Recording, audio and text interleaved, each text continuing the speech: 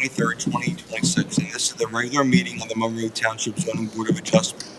Notice of this meeting was given as required by the Open Public Meetings Act, and a copy was posted on the second floor bulletin board in Town Hall and on the Township's website.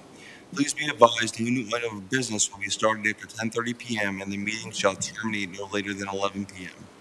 Please note, audio and video of this meeting is being recorded in accordance with Ordinance 56, 2024. The meeting is being broadcasted live on the Township's YouTube channel, and a link to view this meeting will be posted on the Township's website for the public to view at their convenience. Please, everyone, stand and salute the flag. Start with Mr. Kozak. Allegiance to the flag of the United States of America and to the republic for which it stands, one nation, under God, indivisible, with liberty and justice for all.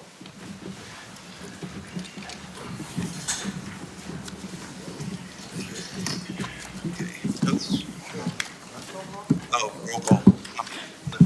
Mr. Carino? Here. Mr. Colavita? Here. Mr. Comiskey? Here. Mr. Deary? Here. Mr. Hefner? Here. Mr. Kozak? Here. Mr. McGeehan? Here. Mr. Mulvihill? Here. Mr. Rice? Here. Mr. Heberly? Here. Mr. Fiore? Here. Mr. Warburton? Here. Ms. Pellegrini is excused tonight. Mr. Campbell? Present. Thank you. Oaths.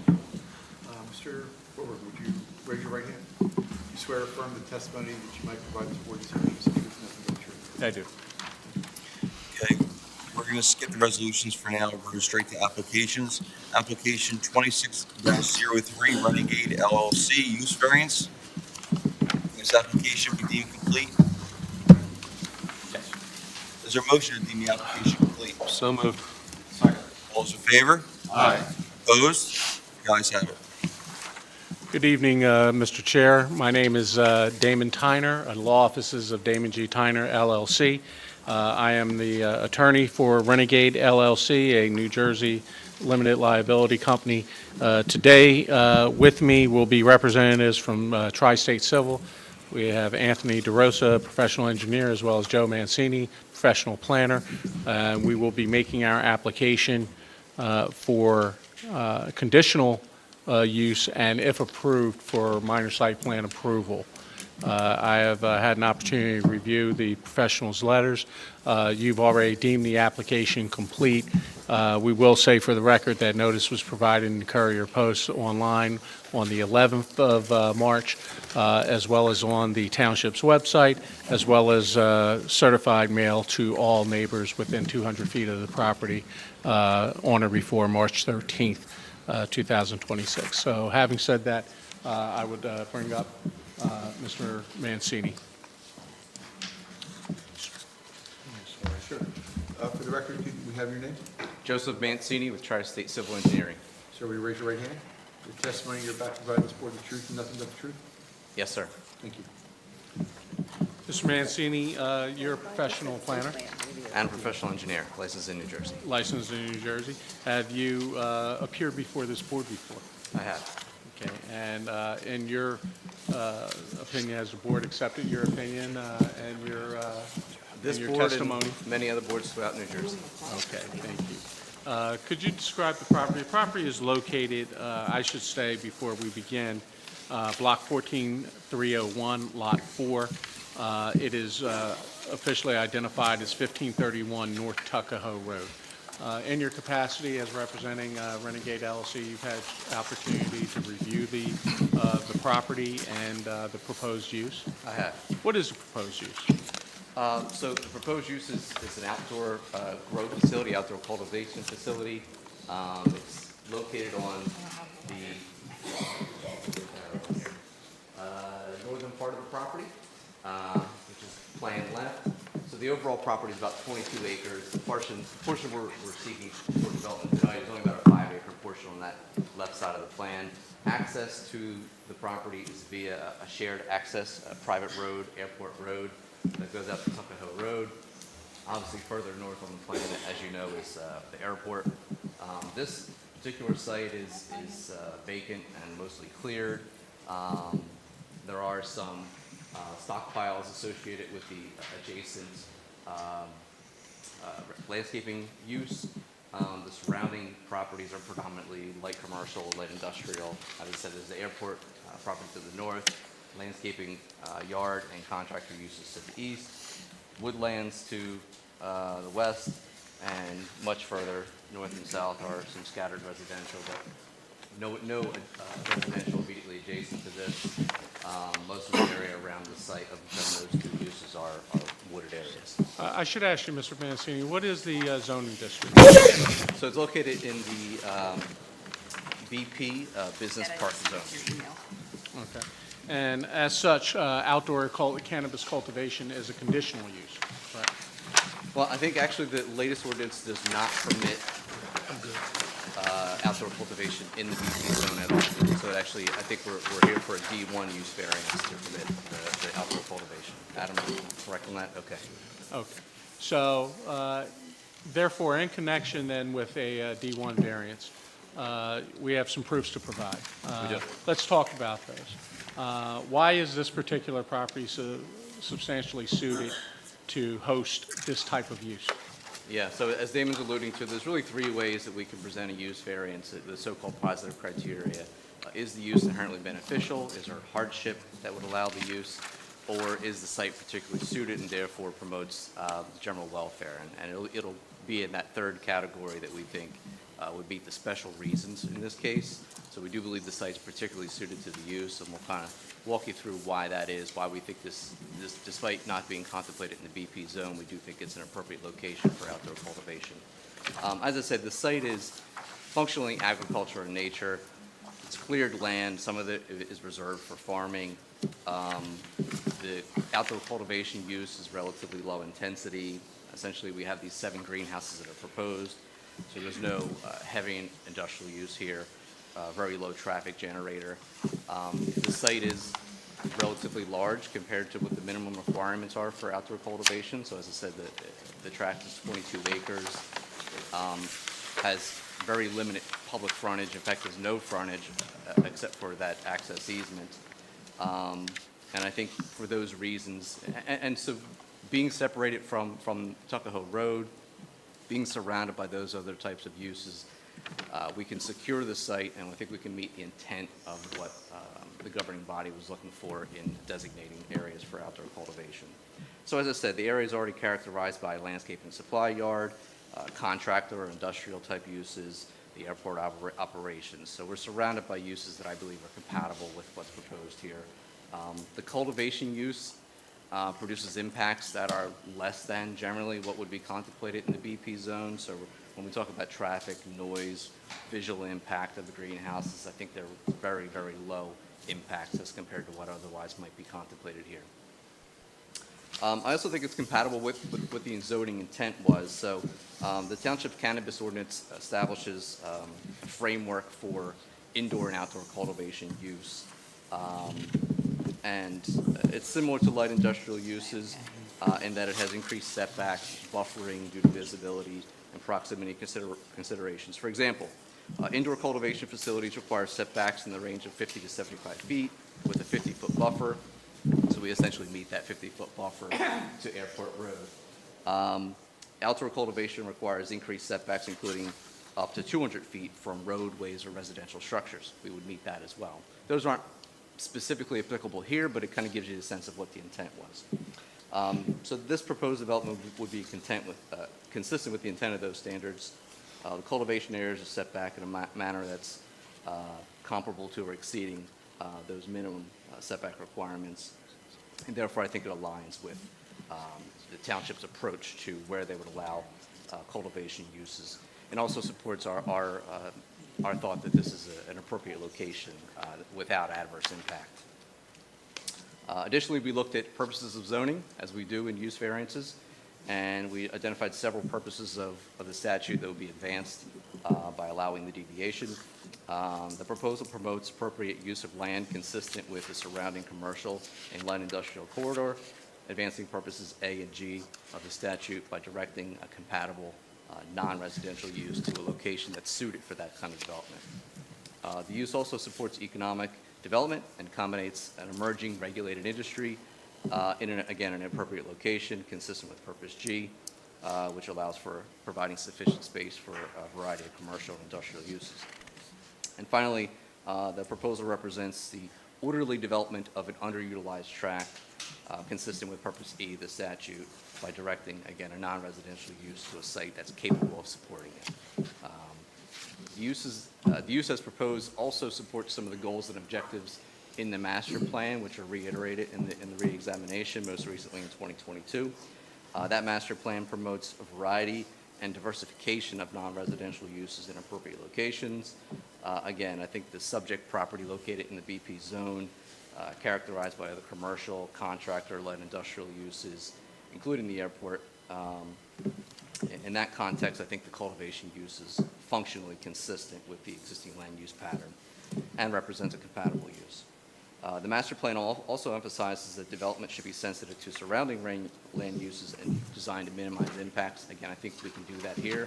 We can continue to do that through any recommendations that the board or the board's professionals have, but I believe we've met the intent of the setback requirements. Operational controls will be met, design criteria will be met, security criteria will be met. All those things can be accommodated on the plan. And finally, the 2022 master plan specifically acknowledges the need to respond to changing economic conditions and evolving land use demands, which I think this cultivation use is a demand that we're seeing increasingly a need in New Jersey to support the retail uses.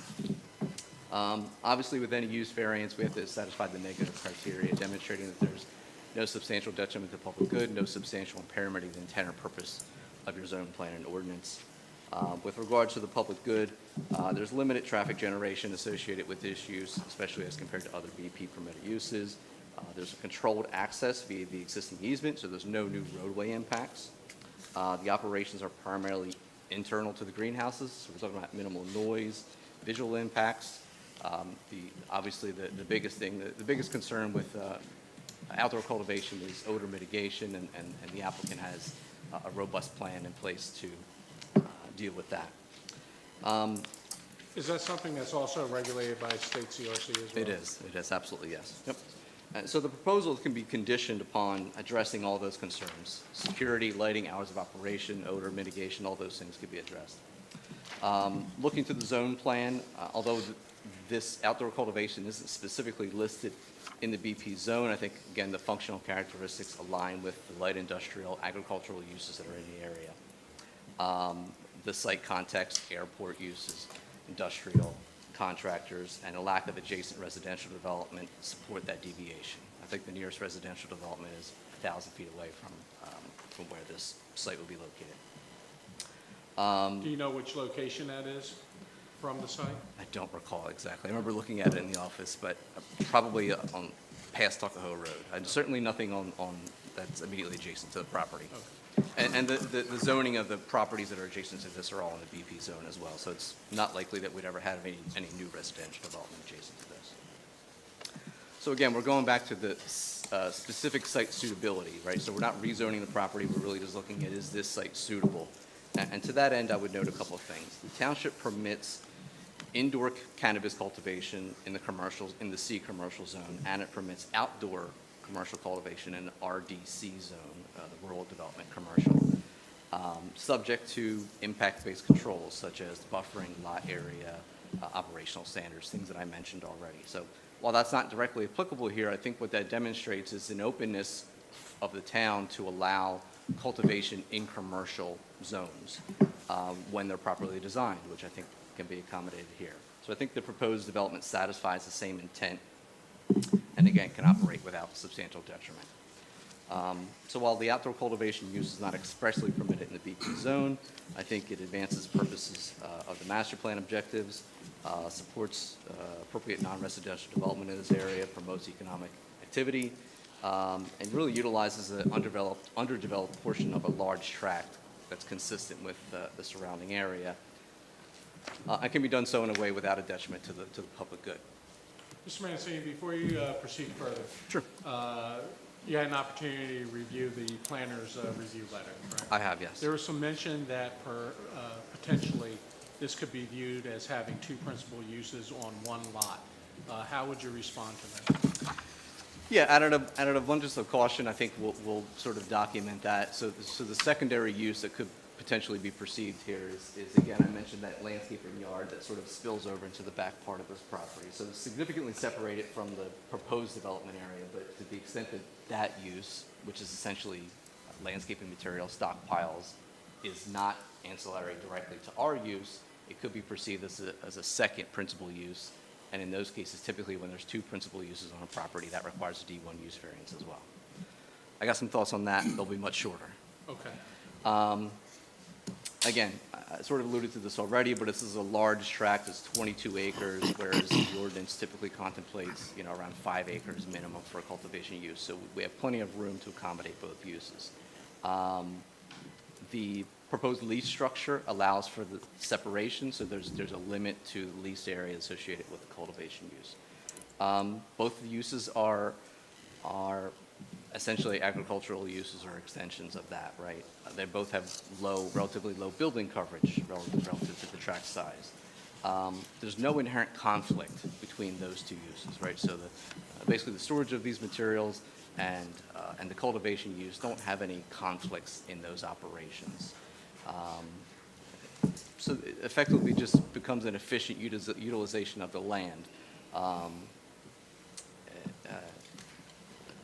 Represents, really a more practical use of a large, irregularly accessed parcel, right? So the potential commercial uses for this parcel being separated from Tuckahoe Road, being only accessible via this access drive, are limited, and so this really is a more efficient use of that land, with or without sort of formally subdividing that. There's a logical separation. Again, minimal overlapping impacts, noise. Traffic operations, the contractor's yard can access this via their existing site on Lot 4. The cultivation facility can access via Airport Road. So there's separate access points that are available. So it doesn't necessarily interfere with the operation of the proposed use here tonight? Exactly. Neither of them interfere with each other. So there's a defined lease area, there's a circulation plan that works for both, there's an operational separation. Again, I think there's no really impairment of the zoning intent there, because they're compatible uses that can share the property. So for those reasons, we would sort of present the same sort of testimony. No detriment to the public good. This is essentially an existing condition that you've already been aware of. No detriment to the intent or purpose of your zone plan, because we believe they're compatible uses that can coexist. That's what I have. I'm happy to answer any questions. We'll hold off the questions until we get Colliver's report. Absolutely. So just, I want to clarify one thing. Mr. Tuttle, when you introduced the matter, you said we were here for use variance and site plan approval. The application is only for the use variance, and I don't think we have a review from our professionals that relate to site plan. So I just want to make sure. It's, That's correct. That's what we have, just use variances approval for tonight. okay.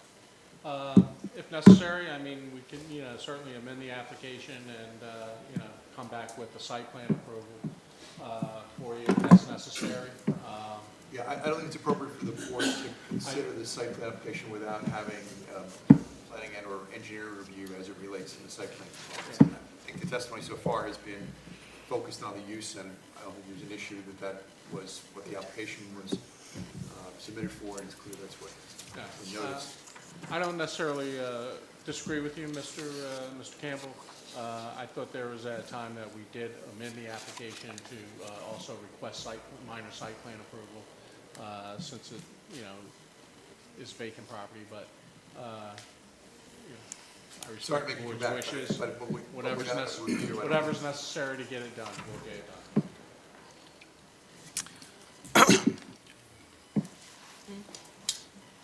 Oh, when you gave your qualifications, I don't think that the board thoroughly accepted you. even though We know, Mr. Mancini, but can you do us a favor for the record and just, You rolled right into your, Absolutely. Again, Joseph Mancini, I'm a licensed professional engineer and planner in New Jersey, been licensed since 2005 and 2007 respectively. testified throughout New Jersey, been qualified as an expert in those areas, graduated from NJIT with a Bachelor's of Science in Civil Engineering, and been working ever since for the past 26 years in land development. I have no objections to the. Thank you. Thank you, appreciate it. Thank you. Mr. Tyner, do you have any more professionals before we go into Colliers' report? No, that's, I think we've hit all of our bases tonight, and we'll be happy to respond to any of the comments. Okay, Mr. Mancini, just be on standby just in case. Okay, Mr. Warren. Thank you, Mr. Chair. As Mr. Mancini alluded to, this property is 1531 North Tuckahoe Road. It is within our BP zoning district, block 14301, lot 4. The applicant's here seeking 7 greenhouse grow facilities for outdoor cannabis within the BP zone. As we heard tonight, this is located along a privately, or an easement, we'll say, held along Airport Drive or Airport Road, which provides limited access back to this area. So I would agree that this is an isolated area. You're not going to see a lot of traffic use back here. There are 2 reasons, as they alluded to, why we're here seeking D1 variance relief. Outdoor cultivation is not envisioned within the BP zoning district, therefore D1 use variance is needed. Again, with the 2 principal permitted uses, if you want to look at it that way, Peach Country spills onto this lot with some of their stockpiles and their landscaping activities, and then obviously we have the lease area over here, which is going to be used. In my opinion, that is 2 principal uses, which again requires a D1 use variance. I would like to hear, and they could talk about this maybe after, but I would just like to hear a little bit more about the business operation, how it's going to operate, how many deliveries they're expecting. Are they expecting deliveries? Are trucks coming, vans coming, box trucks, what have you? Speak a little bit more to the number of employees, the hours of operation, who's going to be there, things like that. I do agree with Mr. Mancini. I think he did a very nice job of providing the positive and negative criteria as required with all use variances. Again, this is a small piece of land at the back of Airport Drive Road. Again, it's an access easement allowing for access back here. They are going to have a regulated entrance off of that driveway. It's going to be regulated with an access security arm. Not a lot of traffic. I keep going back to it. Not a lot of noise. Residential, not there.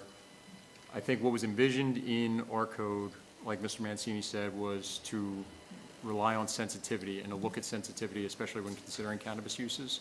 I think this goes into part of that in that it's in a secluded area in the BP district, away from residential. I would agree that it is an appropriate place for this, even though it is not expressly permitted within the BP zoning district. I would agree that A and G, as far as the purposes of zoning, are met. Purpose E is also met. I don't see a lot of conflict with our master plan, like Mr. Mancini said. Development should be sensitive to our sensitive uses, which would be residential. Again, this is not an area where that's prevalent.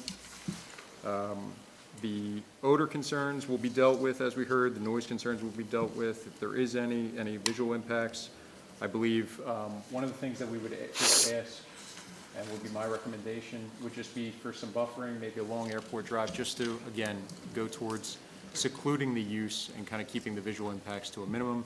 Maybe it's a row of arborvitaes, what have you, just to kind of seclude this a little bit more. There are no bulk requirements for outdoor cultivation within the business park district, as it's not thought to be in this district. There are no bulk standards that go with it. With the bulk standards that they presented here on their use variance plan, I believe these are suitable. They play into what we have in our zoning code as far as indoor cultivation, some with outdoor cultivation, and what's envisioned in the zones where it actually is permitted. These kind of stick to those standards. So again, my recommendation would be to just, as a condition of approval, come back for site plan, that these are required as they're shown here, and they would be a condition of that site plan. Going down into just some general comments, copy of the lease agreement should be submitted for review. One of the things that I was curious about, if the applicant could entertain this, was if the lease area can be altered just somewhat. I know Peachtree Country has their stockpiles out here, just to provide access, so if anything ever happens to that fence and somebody needs to go out there to maintain it, they're not pushing their stockpiles right up against that fence, and kind of, creating a little bit of an issue there. So if that's something that could be amended, I think, it How should many be. feet, Adam? 25 feet, I would 50 give them feet? at least 25 feet of a clear, Right. just a clear space on the backside. In of the case fence. fire has to go back or something, there's some For path. anything, yeah, to fight a stockpile fire or anything like that, and then occur, I don't know, if there's a mulch or dirt or whatever that, Right. You gotta open for Okay. site plan in case Yeah. fire wants it bigger. Yeah. whatever that may be. Yeah, or, right, so Because as the a fire condition, official will review the site plan to make sure circulation is. you got it, exactly. You talked about that. I think documentation should be provided that, I mean, you do have use, or you have documentation show that you have the ability to access off of airport. Yes. And come in, so you can provide that to the board? Yep. As a condition. All right. And then the last piece under section 5 would be just the way the site plan approval, which it sounds like we've already kind of weighed that, and they will be coming back for site plan approval. So I would just ask if the board should consider those conditions, that they be applied, and, attached to any subsequent approval that may come. Board have any questions for Adam? Well, I thought they were gonna answer some of your questions, right, that you had Right. about. The only other question I had, if they want to answer too at the same time, is there going to be any office there of any sort, portable or whatever, and bathroom facility? Right, yeah, I would like to hear a little bit more about how the What operation they will work. plan are going to be? Exactly, and just what the houses may look like. Are they traditional hoop houses? Hoop houses. That we're all used to? Okay. Hoop all right, houses? Very good. So yes, if you could speak to a little bit more about the business day-to-day operations. So, Joe, you want to come up? Okay. So we have Joe McNally, who's a representative, not a member of Renegade LLC, but a representative certainly, if you want to swear him. Mr. McGowan, would you raise your right hand? Yes, sir. Do you swear or affirm the testimony you're about to provide this board is the truth and nothing but the truth? Yes, sir.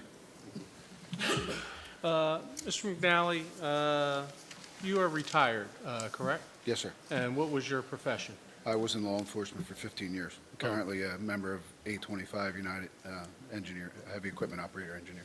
Okay. So in your latter years, you've become involved in the cultivation of cannabis, correct? That's correct. Over the last 5 years, I've been instrumental in architecting quite a few operations in South Jersey. We put together 3 cultivations, 1 manufacturing and a dispensary, all in South Jersey.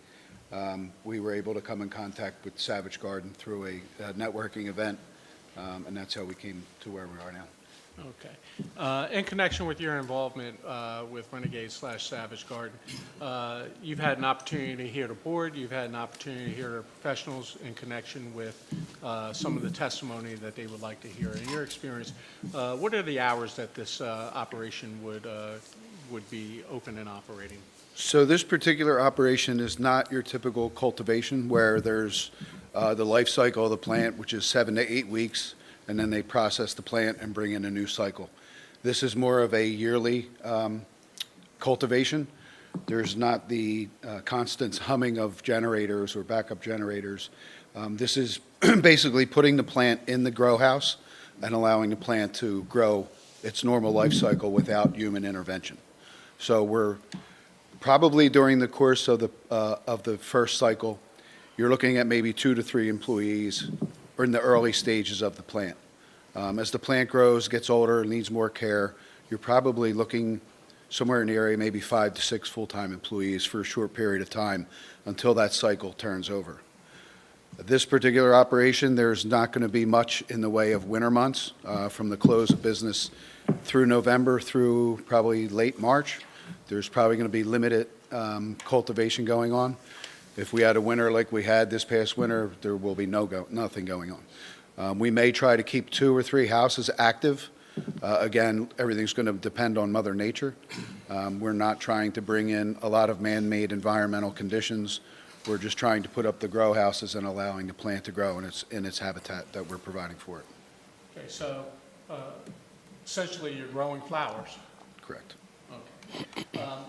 You mentioned that at its height, it would be 5 to 6 full-time employees. I wanted to also ask you about hours of operation. Like, are they there, is there some type of employee there 24 hours or? There will be a cultivation foreman who will be checking on the facility on a daily basis. Depending on the needs of the plant, there may be 2 to 3 employees at 20 to 30 hours a week during normal business hours.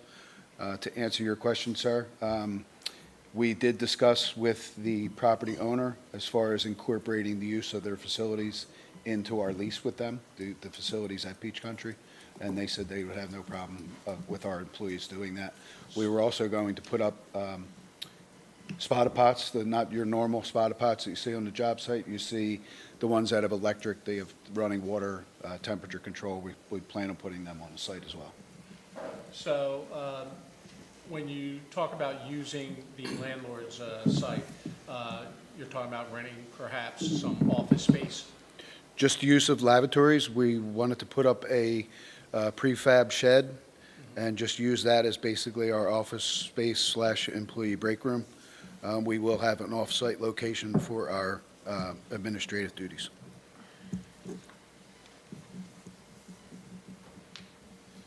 What type of, you mentioned about, and this is a big issue now, humming of generators and ambient noise coming from places, whether they're AI data centers or whatever. And you mentioned that there would be none of that. What type of lighting intensity would be thrown off from the greenhouses? This particular application relies heavily on Mother Nature. If anything, there's going to be blackout capabilities where we're going to actually want to darken the areas rather than increase the light intensity. The initial setup would be where the most traffic would take place, setting up the grow houses, setting up the insides, getting our cocoa plant, getting our pots in place. Relatively after that setup is done, you probably never even know we were there. Once the plant is harvested, what type of traffic will be? You may have heard, would there be box trucks or vans or? Under What the will happen? CRC, the Cannabis Regulatory Commission, under their guidance, the cultivators are allowed to transport their own product. At that time, depending on the volume of the grow, we will make the proper plans to get the product to our manufacturing facility in another location. If the board or professionals have any further? Any questions from the board? When you say about what vehicle, will it be a tractor and trailer coming in, or just a rental, like a No, box truck? are you referring to the initial setup, sir? No. Talking about- When you do When we harvesting, and harvest, when it goes we're out? probably talking maybe a box truck. Box Nothing, trucks. not a 53-foot tractor trailer or anything like that. Right. Now, And when that you're would be- building it, that's a whole nother issue, bringing in the stuff. And again, if we're lucky, we're going to have 2 harvests. God willing, we'll have 2 harvests. Most likely, it'll be 1. So that transport will most likely only occur once a year. Question about security and the need, the type of security this type of establishment would need. So we will be using the guidance under the CRC, the Cannabis Regulatory Commission. It's mandated that you have cameras that are accessed by those 24/7.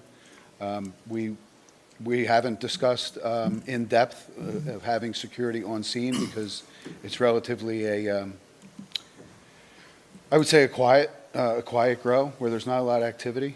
Each building will be secured in guidance with the CRC guidelines as far as their SOPs for security and everything. The buildings themselves will be secure. They have to have badged entrances. Any visitors have to be badged in. Any visitors have to be logged and cleared through the safety protocols. Go ahead. The storage sheds, just normal garden tools, or what's Correct. being, that's all that's being kept in there? Okay. No artificial light whatsoever? You're solely reliant on the sun? Once the initial setup is done and we determine, we're working with ACE right now, Atlantic City Electric, to determine what they're going to bring in for us as far as power. We're not asking for a great demand on power. We may set up 1 or 2 houses that can be, we're going to attempt to do year-round, but the majority of this operation is dependent on Mother Nature, correct? Okay, but any artificial light, I'm sure there's regulations you have to screen for. You can't just let the light kind of Correct. escape. Right. Okay. All right, very good. Adam, Did you have any more questions? I'm sorry. No. You're good.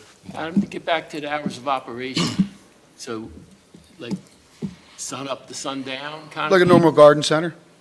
Okay. And again, a lot of it's going to be dependent on the stage of the life cycle of the plant.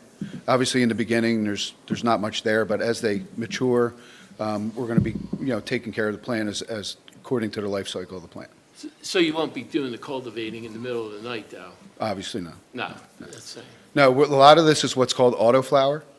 We just plant it and let the plant do its course, right. other than watering it and taking care of it. And that's mostly done during daylight hours? Correct. That's why I say from sun up to sundown. Correct. Yeah, there will not be any after-hours activity at the Right, site. right. Some of these guys are crazy to go in there and talk to the plant, but they'll do it out there in the day. I just have a couple questions. Adam, you were talking about abrevieties along Airport Drive. Now, Airport Drive comes off Tuckahoe, correct? So how about across the top there, where like the employee parking and the access drive? That's facing Tuckahoe, right?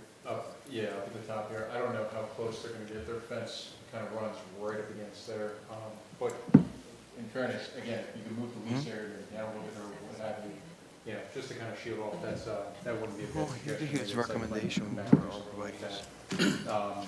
If we are, since we're going to be renegotiating the lease area a little bit anyway, to get some more access down here, maybe these can slot in, make some room for a little bit more buffer at the top there. Yeah. Absolutely. And another thing, how far is this off of Tuckahoe Road? This is a good ways back. It's about 1,000 feet off Tuckahoe Road. 1,000? Yeah, it's a good ways back there. So just for context, this portion of our property line, from here to here, is 1,000 feet, so it's essentially the same distance from Tuckahoe Road. It's, I think is northeast along there? Up top Yes. there? Yeah. The northeast contractor is along, is this property right here. They Right. essentially have 1,000 by 200 foot property in front of us. And your property line goes on the other side, I think you're looking at the fence line, right? But your property line goes on the other side of that access road, right? No, the access road is here, so our property line is on this side of it. No, I'm talking at the top, sir. So our property ends here. Right, so I don't think, you said something about modifying the lease? It looks like there's room there, no? Right, I'm assuming this is part of their lease here, but yes, their property line there. What I was saying, Mr. Colgate, was bringing this down and putting buffer in here. On this side of kind of their entrance. But we can handle that during the site plan, right? Absolutely. Well, We can figure that out, but, relevant. I think overall, that's good. There may be some existing vegetation on the northeast side as well, so we'll take a look at what's there and how we might even supplement that. I think we're on board with the idea of really, to the extent that anybody could see down Airport Road and see our operation, we're on board with screening that further, so there's really, nobody would know that we're back there. Two last questions. No signage or anything like that, correct? Proposed, nothing? And then the fence height, you'll comply with the fence regulations? CRC regulations are 8 feet. Very good. Chair. Go ahead. Just out of curiosity, do you have any examples where any town has allowed this type of operation in a business park zone? Greenhouses? In that particular zone, I'm not aware off the top of my head, but I know there's other towns that just opted in to where they're allowing full outdoor with no coverage whatsoever. You have any idea who those towns are? Woolwich. Woolwich is allowing full outdoor grow. With a parcel of 60 acres or better, you're allowed to grow 3.4 acres of outdoor grow. Watering, are you recollecting the water, or is it running We're on the doing a ground? direct feed to the plant. Direct feed to the plant, I understand that, but it will drip out, While we're doing a drip, doing we're hydroponic? doing a drip into the plant, right? and the pot itself will be absorbed. It's 9 minutes per day per plant. Okay, So so there's not there is much no going on. overflow, no drippage, nothing like that there? Would kill the plant. Okay. And at the end of the day, we still have two uses on one piece of property. Do we agree to that? You get two principal uses on one piece of property. Maybe two lots, but it's still two businesses. Absolutely. Okay, so at the end of the day, the fellow that owns the mulch yard decides it's more profitable to lease more property to put more greenhouses up. What prevents us from that happening? Even before you know it, the mulch yard gets smaller, the greenhouses get larger, but we still have two principal uses on one lot. I can answer that. It's real simple. It's a use variance. Any expansion of what you approve, we got to come back. Okay. That's all I have. Adam, since they volunteered the, having a facility there, like a portable bathroom, they said better than even a spotter pot. And the distance from where they're going to be working to the thing is 1,000, we're talking about 1,000 feet. So can we just say that they're going to put that there?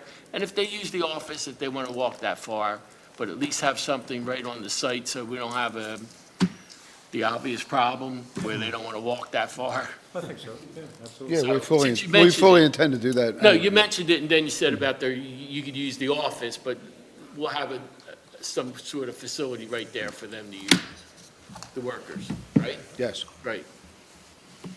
Thank you. I have a few questions. Go ahead. The facility, just for the record, it seems pretty obvious, but you are more than 1,000 feet from any school, correct? Correct. All the local parameters have been met. You're going to return for site plan. I would call your attention to the fact that within our cannabis ordinance, there are specific elements for site plan approval in addition to what would traditionally be there. So you need to look at our ordinance. Things that are included in there are, you've got to have a security and safety plan, you have to have an emergency management plan. All of those things are element of a site plan approval as opposed to a use variance. The ordinance also has a subsection for operations, and since operation requirements, since this is a use variance, I think your testimony has touched on it, but you agree as a condition to that your use will comply with the operational requirements. Yeah, I think it's subsection E5 of the ordinance. Yes, That's that's right. Absolutely, yes. Those are the questions. Okay. Any more questions from the board for our professional or the applicant? Just for my further information for applicant, he's not really the gentleman, and I understand, you have a lot of knowledge, but does he speak for them? So whatever he agrees to, it'll be, Well, even better than that, sir. Yes. Yeah, okay, you know what I mean? You know what I'm getting at? Not that I don't. right. you- I understood your You question. understand what I mean? Just in a closing note, I'd also like to add that this past week, we reached out to the local universities, Stockton and Rutgers, all which have offered, they do offer master's degree in cannabis cultivation, and we've reached out to initiate the intern program, so that only will this be a cultivation, but we're All right. hoping to transfer it into an educational facility as well. Very good, very good. Okay. Thank you. Okay. Anything else, Mr. Tyner, before I open to the public? No, not at this moment. Okay. Is there a motion to open to the public? So moved. Second. All those in favor? Aye. Opposed? The ayes have it. Is there anyone from the public wishing to speak on behalf of this application 26-03? Please step up to the microphone, please. Yes, sir. My name is Edwin Etchman. I represent QEI Corporation, 603 Airport Drive. Could you spell your name, sir? ETSCHMAN. First name's Edwin. EDWIN. And the corporation you represent? QEI, Where's QI located? 603 Airport Drive. Sir, to the extent that your comments might include testimony, that you swear or affirm that anything you'll provide the board is the truth and nothing but the truth? Yes, I do. Yes, as the board probably knows, QEI Corporation owns Airport Drive. We currently do have an easement, but it's not with Renegade LLC. It's with Peach Country. The easement also states that it's specifically for their, they were going to have a storage facilities built there. And also, the easement greatly limited the size and weight of any vehicle using that easement. I just wanted to bring that up to the board, for your knowledge. Thank you. So let me get clear. Peach Country still owns this property? But they hold. No, Peach Country and the cannabis is going to be renting or using a part of this property, correct? I can speak about that. I believe some sort of Renegade LLC will have to become a user of that easement. Of that, no, I'm talking about the property first, and then the easement will be through this, and he's saying that he's agreeing. I'm not sure he's agreeing. I'm not sure, no, I'm not agreeing at all. I'm Oh. just saying that we do not have an easement with Renegade. Right, so. So it'd be subject to, if he can't get the easement, then he's out of business. An easement is a private contract between other parties. And to the extent that the applicant has represented that they have access through Airport Road or Airport Drive, whatever we want to call it, based on that easement, it is what it is. If there's a disagreement between those parties and the easement that controls them, that's outside of our purview. Right. So therefore, if he can't get the easement, that's their problem. If the board were so inclined to approve the use variance, it would be on the condition that it has access as has been. Subject to. As has been described to us. And if they have to work something out with their neighbor on the So easement. as they'll work Mr. something out. Campbell indicated, if the board was inclined to grant the use variances that were requested, certainly Renegade LLC will be working with its landlord as well as the representatives of QEI to make sure that we comply with all of the original intent of the easement. I heard him mention, the gentleman mentioned, for instance, there were weight limits on Yes, vehicles. and things of that size and weight limits, size. yes.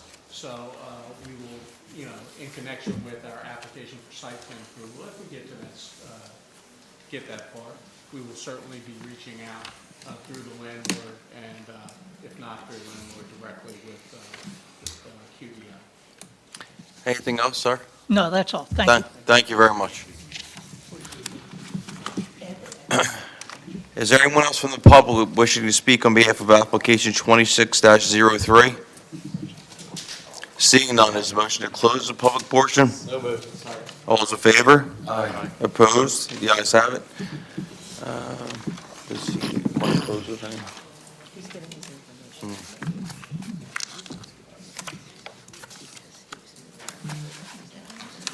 Mr. Tyner? Mr. Tyner? Is there anything else you'd like to close with? No, I believe that the testimony stands for itself. You've heard very credible testimony from Mr. Mancini. We've had an opportunity to address the concerns of your professionals.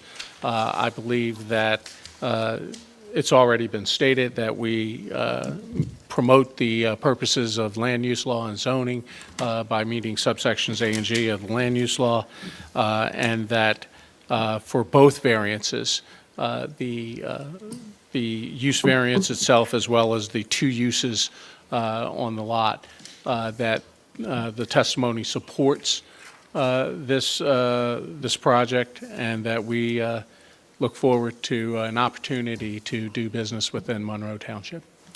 Thank you. Mr. Campbell? It's one Good. thing. Madam, you have no objections to this, do you? Through the professional?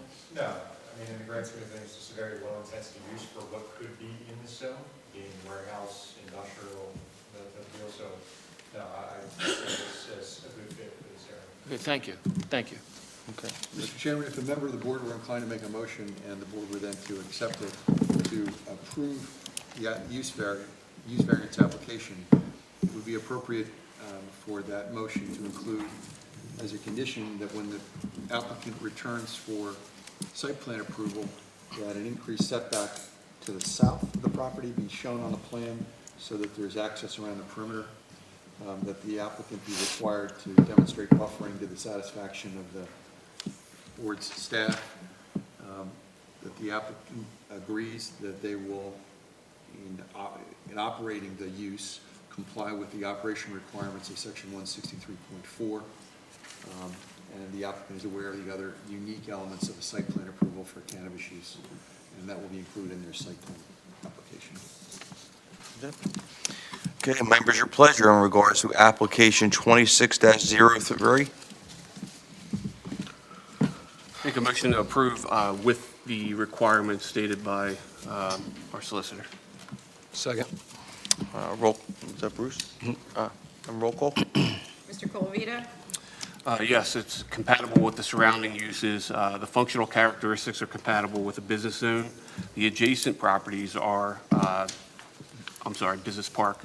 Adjacent properties are business park. There's no substantial impact to the area with traffic, roadway impact. The operations are inside, and it's a lower impact than a typical business park use. Mr. Rice? Yes, as stated by Mr. Colavito. Mr. Carino? Yes. Mr. Deary? Yes, as stated. Mr. Hefner? Yes. Mr. Kozak? Yes, as stated by Mr. Colavita. Mr. Kaminsky? Yes, as stated. Okay, the use variance is approved. Thank you, Mr. Campbell. Thank you very much. On behalf of Renegade LLC, we look forward to returning for site plan approval. I imagine you're going to retain jurisdiction for site plan approval? Yes. Oh, yeah. Thank you. Good luck. That's where it all starts.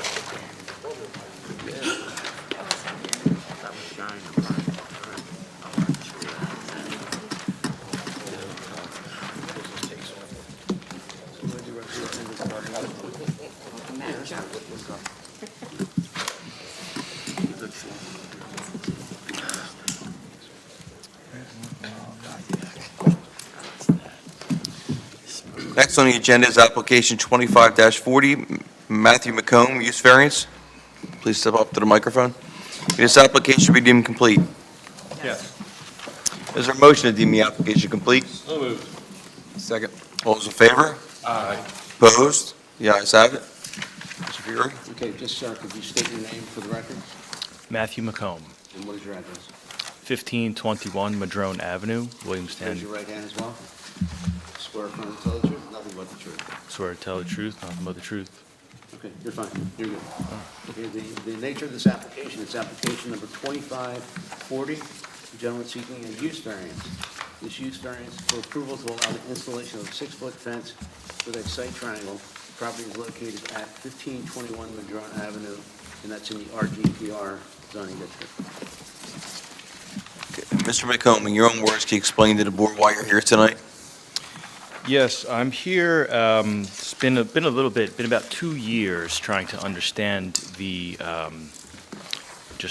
being here, so thank you for your time today. We just want to put up a fence, basically, that is a rectangle, sort of a smaller rectangle within the bigger actual survey, which is a rectangular survey of my property. And we were told that there was a site triangle, and that site triangle starts in the middle of that double driveway, and it goes on a pretty far back to that fire hydrant. And when we initially sought, they had told us that was from the Department of Transportation had a, something on there. So that kind of slowed us down. We talked to them.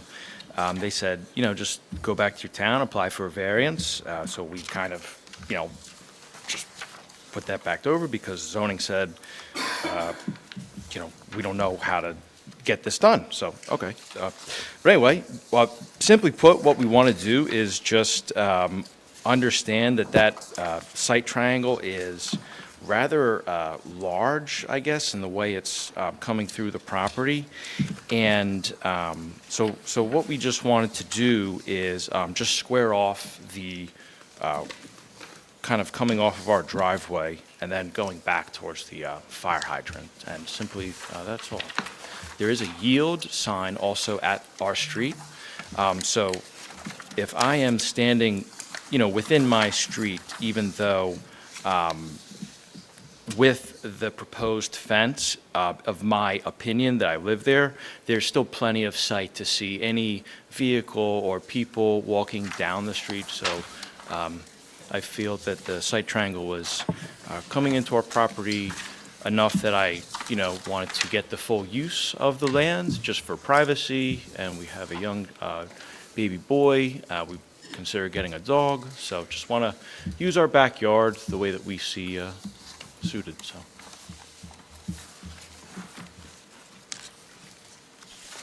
Okay, members of the board have a chance to review the application. Any questions for the applicant?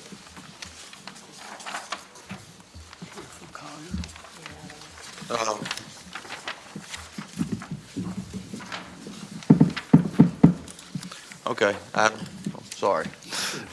No, I think, it was explained that the purpose of this application is to put up a fence. The issue being that the fence is running through a site triangle that's been established along Madrone and Chinkapin Avenue. In accordance with 175-100A, fences, walls, or screening shall not be located in any required site triangle. That is why we're here for the use variance. Fences, walls, or screening shall be used in place of the fence, shall have a maximum height of 6 feet in the side or rear yard and 4 feet in the front yard. I think the main issue here is that the site triangle has been established and been in place. That's a site triangle easement meant for safety.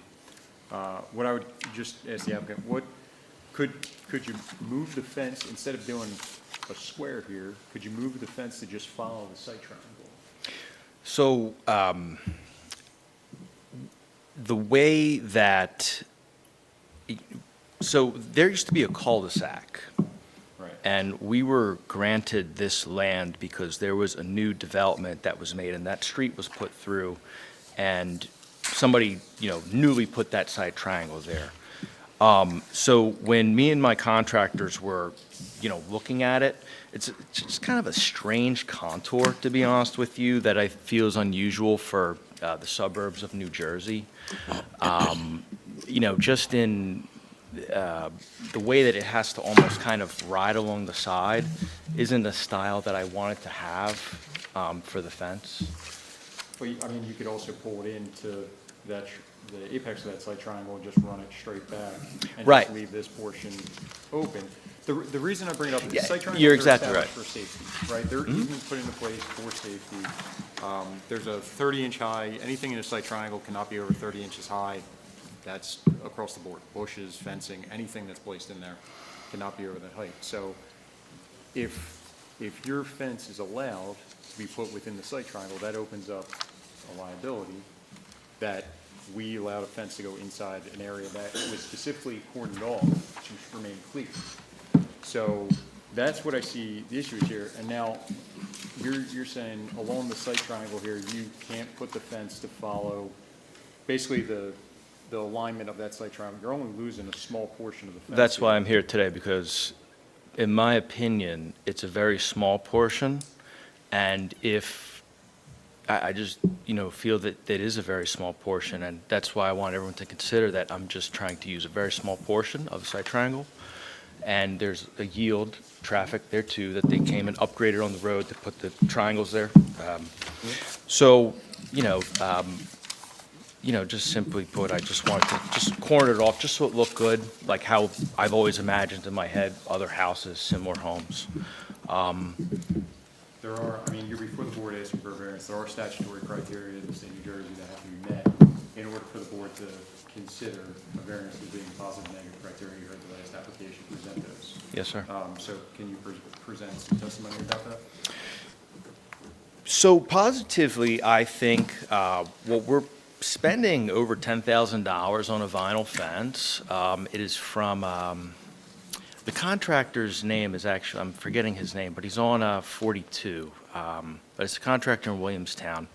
It's a tan fence. It doesn't match our home exactly. It's kind of like an off-color a little bit. And again, I've lived in New Jersey. I have a real estate license also, so I've previewed a lot of homes. And just in my opinion, I think the home would look best suited with a squared-off fence and for us to maximize the land use and privacy. And again, and I do understand the site triangle. However, if you are standing, and preparing to yield, there's practically plenty of sight to see all the way down the street. And I don't believe that,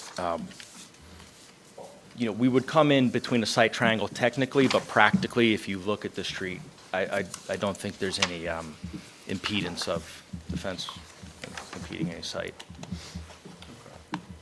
Mr. Chair, I have nothing further.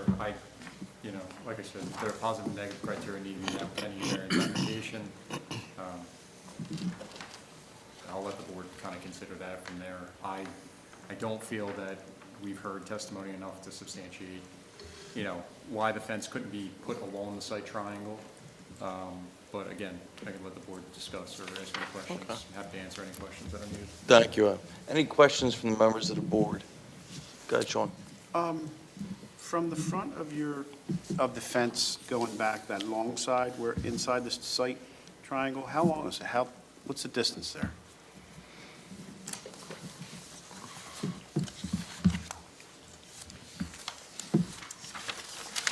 One more, what was the question? It's 1 inch equals 30 feet, Oh, okay, there's so a you scale can there? figure it Okay. out that way. Oh, okay. I was just going to suggest if you went back that same distance in the front and the side and sort of clipped it on a 45-degree angle, it would sort of mimic the front. Is this the exhibit that everybody has here? The proposed fence? Survey. It's a Survey green, you provided with the proposed fence and the site triangle, yeah, the last, most recent one you gave us. okay. Well, I have a drawing here, and it says it's 10 feet from the property line. So, again, we just want to go, I'm sorry, is there any Just a questions for me? suggestion, it seems like if you went back that distance. I've had several contractors at this property, and they all agree with me that the site triangle is just like, why is this here? Why can't you just straighten it off and make it look good? That's it. That's as simple as that. just And a- I also feel that I do have the right to privacy, and, I don't, like, and I'm wanting to cooperate with the township in every way possible to continue to invest in my home and stay in New Jersey and, build our business here and support the community. That's all, just a question. Thank you, Sean. Any more questions from, I'm just going to ask my solicitor, I mean, this appears to be like a liability issue, that if we even approve it, it's basically the township accepting the liability if anything occurs at that intersection? Well, the site triangle, as Adam testified to, is there as a matter of law. It's a statutory requirements as to what the site plan is. I know the gentleman has indicated that he's talked to contractors, he's talked to other people. He doesn't feel that is a problem, but his burden of proof is to prove that through professional testimony. He doesn't have anybody, he has his opinion. It's a $10,000 fence, it's going to be beautiful, and it probably is. It's a lot of money to outlay. But this board has to make sure to protect the township. It's a clear liability issue if we would grant you the variance at this point in time. But it's up to the board, so. So basically, we're rewriting law, I mean, right? We're with our creating a decision. liability. The law Right. says in the state of New Jersey that the site triangle is supposed to be X, Y, and Z, and we're now deviating from that. We can deviate from our ordinances and grant variances. That's what the board's power is under the statute. It's a We law, can't not change- an ordinance that we're Yeah, we trying to can't change New rewrite. Jersey law, Okay. so. Right, and one of the the prong of the negative criteria, no substantial detriment to the public good. This, again, would go directly against that without hearing any testimony to the positive criteria outweighing the negative. So, And item also, or just, Dominic, just as with all the other applications for use variance, the burden is upon the applicant to demonstrate the positive criteria versus the negative criteria and the effect that it's going to have on our zoning. So that's, again, you have to assess his testimony. Did he meet that burden as well? anything else, Dominic? No, good, thank you. Anything else from any members of the board? Is there a motion to open to public? So moved. All those in favor? Aye. Opposed? The ayes have it. Is there anyone from the public wishing to speak on behalf of application 25-40? Mr. McComb, can you please step over? Come up to the microphone, please. Good evening. Sir, could you just state your name and address for the record? Stuart Fawcett, 207 Chickapin. Lorraine Valentino, 207 Chinkapin as well. Okay, raise your right hand, please. Full swear or affirm to tell the truth and nothing but the truth. I do. Thank you.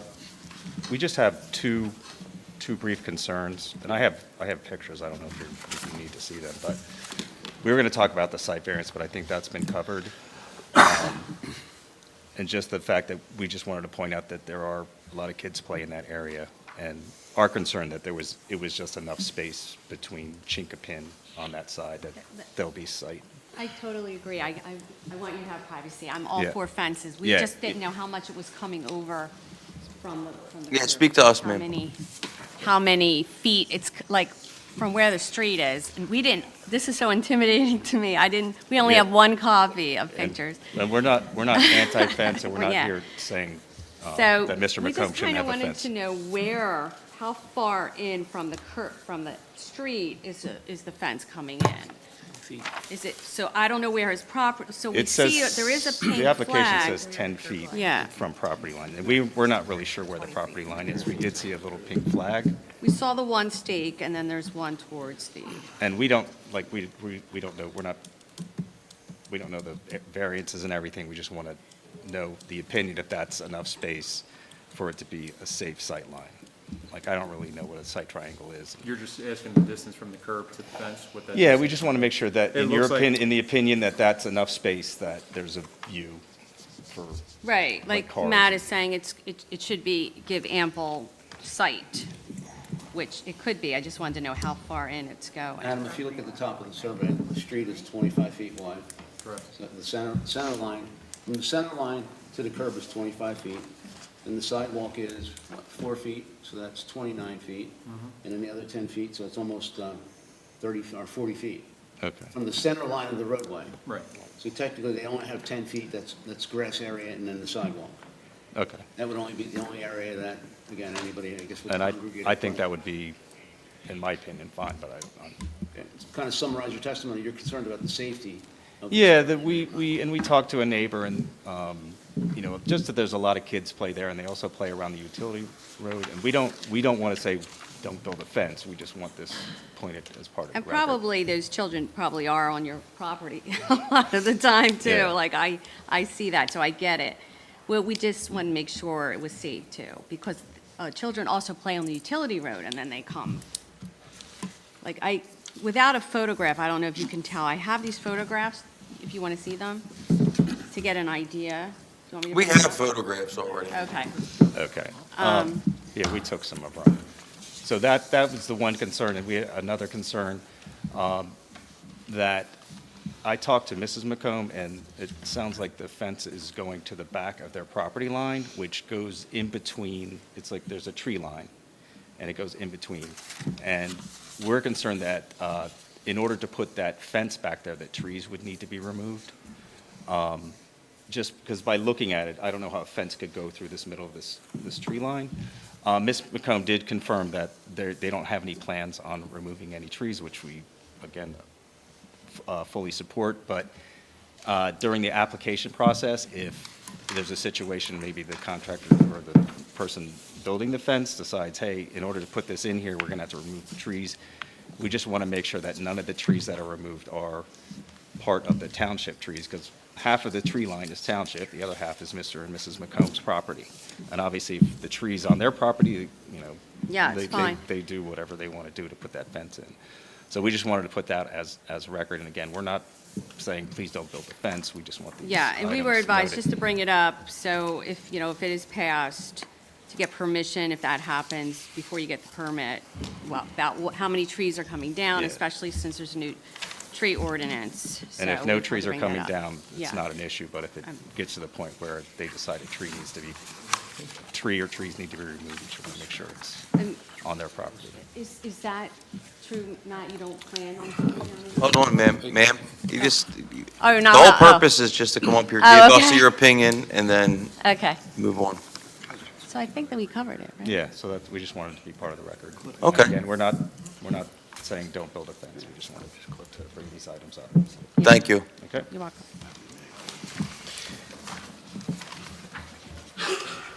Is there anyone else from the public wishing to speak on behalf of application 25-40?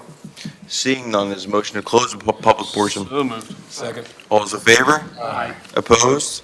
The ayes have it. Mr. Fury? Thank you. Before the board is the applicant, Matthew McComb, subject matter address 1521 Madrone Avenue. The gentleman is seeking a variance for the 6-foot-high fence that he'd like to install on his property that's contained within the site triangle. You've heard the testimony of the gentleman as to what he believes the reasons are for the variance and what his beliefs are. You've heard the testimony of our professional planner as to what his feelings are about granting of the variance within the site plan. Based upon that, you would have to make a motion to approve the use variance and then vote accordingly, and put on the record what your reasons are for or not against it, so. Members, your pleasure in regards to application 25-40. Make a motion to approve. Second. Sorry, the second? Second. Bob. Okay, Mr. Kozak. The applicant has not proven positive outweighs the negative. As our township engineer states, the site triangle is there for safety reasons and could possibly be a safety issue if the fence is placed in the site triangle. No. Mr. Hefner. As Dan stated, no. Mr. Carino. I stated no. Mr. Deary. No. Mr. Rice. As stated, no. Mr. Colavito. Going with the advice of our engineer, no. Mr. Comiskey. No, as stated. Okay. Your use variance is denied. Okay, okay, thank you. Thank you. Next on the agenda is application 25-48 and WSP 08. Does anyone need to go to use the restroom? Yes, we can take a break if you like. All right. Is everyone all right to keep going, or you just want to take a 5-minute break? 5-minute break? Okay. 5-minute break. I'll be right back.